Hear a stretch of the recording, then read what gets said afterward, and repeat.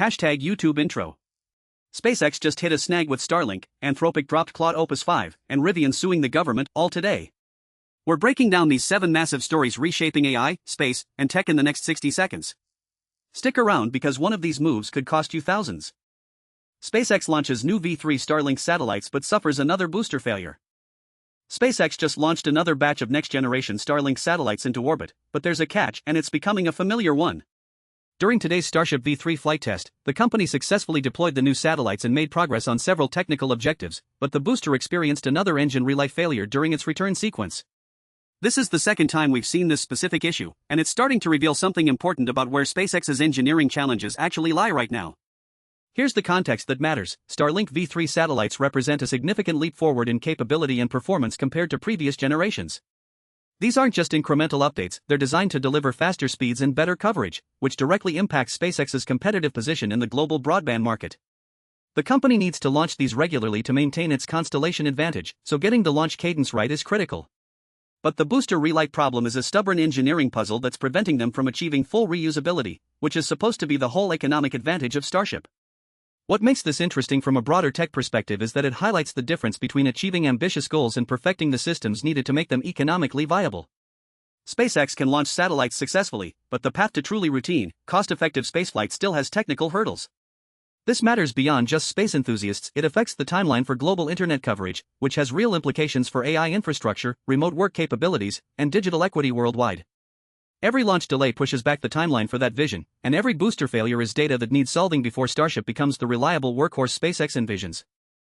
Anduril reportedly in talks to raise funding at $100 billion valuation, more than 3x last year's mark. A defense tech startup just hit a valuation milestone that would have seemed impossible just a few years ago. Anduril, the AI-powered autonomous systems company founded by Palmer Luckey, is in talks to raise funding at a $100 billion valuation. That's more than triple what the company was worth just last year. This isn't just another funding round, it's a signal that the market is betting big on autonomous defense technology becoming the future of warfare and national security. To understand why this matters, you need to know what Anduril actually does. The company builds AI systems and autonomous platforms designed for military and defense applications. We're talking about drones, surveillance systems, and decision-making software that can operate with minimal human intervention. In an era where geopolitical tensions are rising and defense budgets are expanding globally, having cutting-edge autonomous tech gives you a serious advantage. Anduril has already secured contracts with the U.S. Department of Defense, which legitimizes the technology and opens doors to massive government spending. The broader story here is about how AI is reshaping entire industries, especially ones tied to national security. We're seeing venture capital flood into defense tech at unprecedented levels because investors recognize this is where AI will have the most immediate, high-stakes applications. This valuation jump also reflects something deeper. The world is accepting that autonomous systems will play a central role in future conflicts. Whether you view that as progress or concern, one thing's clear, the companies building these systems are becoming some of the most valuable in tech. Anduril's trajectory shows us that in 2026, the real money isn't just in consumer AI, it's in the technology that nations depend on. Anthropic launches Opus 5. Anthropic just dropped a bombshell that's about to shake up the entire AI market. They've launched Opus 5, and it's simultaneously cheaper and less restrictive than Fable, which means we're looking at a potential game changer for how people actually use AI in the real world. This isn't just another incremental update, this is the kind of move that forces every other AI company to reconsider their pricing and safety strategies overnight. Here's why this matters so much. Fable has been the gold standard for advanced AI capabilities, but it came with a premium price tag and stricter usage guidelines that made it feel like you were walking on eggshells. Opus 5 appears to deliver comparable performance while being more accessible and permissive. That combination is lethal in a competitive market. When you can get better results for less money with fewer restrictions, the choice becomes obvious for most users and developers. Anthropic is essentially saying they figured out how to scale their technology more efficiently while also trusting their users more. The broader implications here are fascinating. We're entering a phase where AI companies can't just compete on raw capability anymore, they need to balance performance, cost, and user freedom. This puts pressure on everyone from OpenAI to Google to rethink their entire business model. If Opus 5 delivers on its promise, we could see a real shift toward more open, affordable AI tools becoming the standard rather than the exception. What's particularly interesting is what this says about where Anthropic sees the future. They're betting that being more permissive doesn't mean being reckless, and that cheaper doesn't mean lower quality. If they're right, this could accelerate AI adoption across industries that previously couldn't justify the cost or deal with the restrictions. The next few months will tell us whether this is a genuine breakthrough or just smart marketing. Rivian sues the U.S. government for full refund of Trump tariffs. Rivian just filed a lawsuit demanding the US government hand back tens of millions of dollars in Trump tariffs, and this move reveals something crucial about how trade policy is reshaping the entire tech and automotive landscape. The electric vehicle maker joins a growing chorus of companies fighting back against tariff decisions, with CFO Claire McDonough previously estimating Rivian could recover somewhere in the tens of millions range. This isn't just about one company's bottom line, it's a signal that major manufacturers are willing to take the government to court when they believe tariff policies are unjust or economically damaging. What makes this particularly interesting is the context around why these tariffs exist in the first place. The Trump administration implemented these duties ostensibly to protect American manufacturing and reduce reliance on foreign supply chains. But here's the problem: companies like Rivian, which is trying to build cutting-edge electric vehicles domestically, argue they're being penalized by tariffs on components and materials they need to compete globally. When you're a startup trying to scale production against established competitors, tariff costs can literally be the difference between profitability and bankruptcy.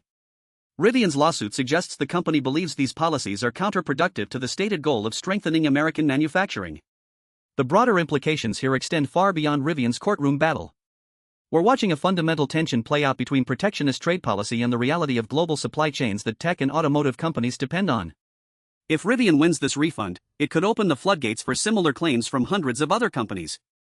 Conversely, if the government successfully defends these tariffs, it signals a long-term shift toward higher costs for American manufacturers trying to innovate. Either way, consumers will eventually feel this in their wallets through higher EV prices or slower technological advancement. This lawsuit is really about who bears the cost of trade policy: corporations, consumers, or the government itself. Qualcomm is about to raise prices, and that and #8217 is bad news for everyone. Qualcomm just dropped a bomb on the tech industry. Your phone, your laptop, your gaming console, they're all about to get a lot more expensive, and Qualcomm just pulled the trigger. The chip giant sent out a warning letter to customers announcing double-digit price increases starting September 1st, and this isn't some minor adjustment. They're claiming they've hit a wall absorbing supplier costs, which basically means they're passing the pain directly to manufacturers, who will inevitably pass it to you. This matters because Qualcomm doesn't just make niche components, they're the backbone of mobile computing, powering everything from flagship smartphones to the processors in countless IoT devices and AI-enabled hardware. Here's the business reality: Qualcomm has been caught in a squeeze for months. Component shortages have driven up their manufacturing costs, and they've been absorbing those hits to stay competitive. But there's a limit to how much a company can bleed before it has to make a move. The semiconductor industry operates on razor-thin margins, and when your suppliers jack up prices and demand keeps growing, eventually you have to choose between eating the cost or raising prices yourself. Qualcomm chose the latter, and honestly, they're probably not the only chipmaker considering this move. The broader implications are significant for the entire tech ecosystem. We're already seeing AI chips become a bottleneck in the race to build better AI infrastructure, and now we're looking at price increases rippling through consumer electronics. This could slow down smartphone innovation cycles, make premium devices even more expensive, and potentially give a competitive edge to companies with deeper pockets who can absorb these costs. For consumers, it means the tech refresh cycle you've been planning might cost more than expected. For the industry, it signals that the post-pandemic supply chain chaos isn't fully resolved, and we're still dealing with structural cost pressures that nobody's really solved yet.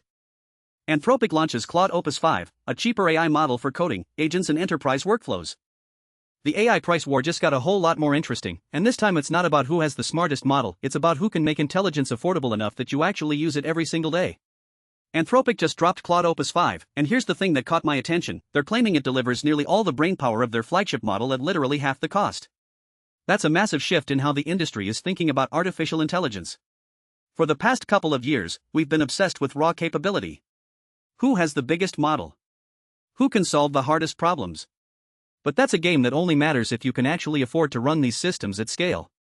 Anthropic is essentially saying they've figured out how to give you 95% of the intelligence for 50% of the price, and they're pricing Opus 5 at the exact same rate as their previous generation. What that means in practice is you're getting better performance for your money without paying a premium. It's becoming the default on their premium tier, which tells you they're confident this thing can handle real work: coding, building AI agents, enterprise workflows, the stuff that actually makes money. Here's what makes this strategically brilliant: the AI race is fundamentally changing. We're moving past the era where having the absolute best model matters more than having a model that's good enough and economical. This is how technology always matures. You go from what's possible to what's practical. Every major player is going to have to follow this playbook now. You can't just compete on intelligence anymore, you have to compete on the ratio of intelligence to cost. That's going to force innovation in efficiency rather than just raw scale, and honestly, that's probably better for everyone: better for developers, better for businesses, and better for the sustainability of this whole AI ecosystem. Silicon Valley is completely divided over Chinese AI. Silicon Valley is eating itself alive over Chinese AI, and the divide is absolutely revealing about who's winning and who's panicking. The billion-dollar AI giants are sounding every alarm they can find, warning governments about Chinese competition and demanding regulations that just happen to favor their own business models. Meanwhile, the scrappy startups and smaller players are basically shrugging, saying the real innovation is happening everywhere and that protectionism will only slow everyone down. This isn't really about national security or technological superiority, it's about money, market control, and who gets to write the rules of the AI era. Here's what's actually happening beneath the surface. The megacap AI companies have already spent tens of billions building massive data centers and training infrastructure.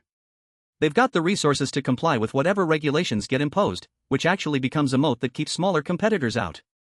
Chinese AI companies, meanwhile, have been quietly making serious breakthroughs in efficiency and cost optimization, partly because they're working with different constraints and different datasets. The established players see this as an existential threat to their dominance, so they're lobbying hard for restrictions on everything from chip exports to data sharing. The smaller startups don't have the same lock-in advantage, so they're less interested in building walls. What this really tells us is that the AI industry's competitive dynamics are shifting faster than anyone expected. The narrative of American AI supremacy is getting more complicated by the month, and that's making the incumbents nervous. But here's the thing, the startups might actually be right that innovation thrives on openness and competition, even if it means losing some market share. The real question isn't whether Chinese AI is a threat, it's whether Silicon Valley's biggest players will prioritize their own profits over genuine technological progress. Based on what we're seeing, I'd bet on the former. Thanks for staying updated with Neural Brief. Hit subscribe and ring that bell so you never miss tomorrow's biggest AI breakthroughs. See you next time.